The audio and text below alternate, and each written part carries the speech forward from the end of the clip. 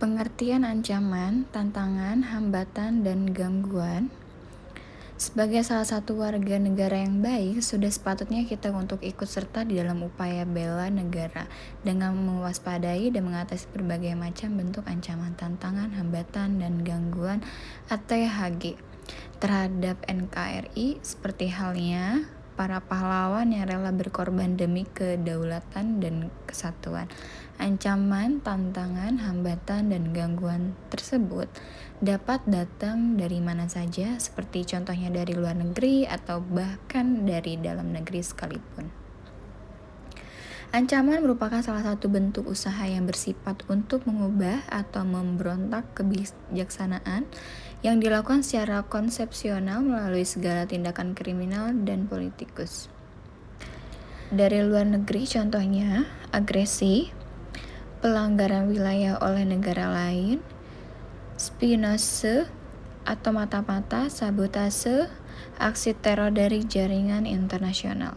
Dari dalam negeri, contohnya pemberontakan bersenjata, konflik horizontal, aksi teror, sabotase, aksi kekerasan berbau sara, gerakan separatis, perusakan lingkungan.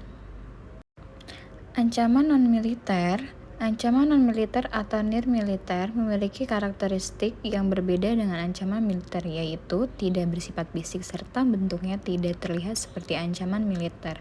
Ancaman non-militer bisa berbentuk ancaman terhadap ideologi, politik, ekonomi, sosial budaya, pertahanan, dan keamanan.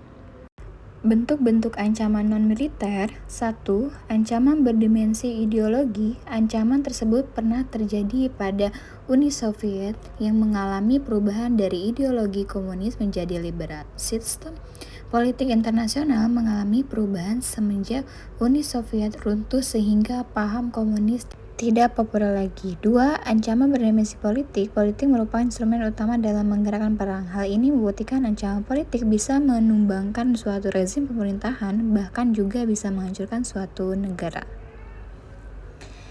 3. Ancaman berdimensi ekonomi. Kondisi ekonomi sangat menentukan dalam pertahanan negara. Ancaman berdimensi ekonomi berbagi menjadi internal dan eksternal. Ancaman dari internal dapat berupa inflasi, pengangguran, infrastruktur yang tidak menjadi.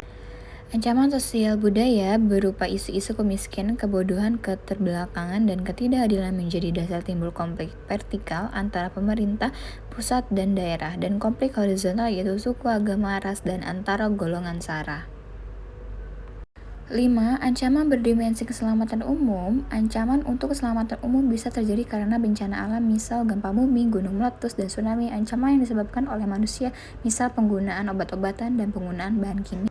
Tantangan adalah suatu hal atau bentuk usaha yang memiliki tujuan untuk mengubah kemampuan. Hambatan adalah usaha yang ada dan berasal dari dalam diri sendiri yang memiliki sifat atau memiliki tujuan untuk melemahkan dan menghalangi secara tidak konsepsional.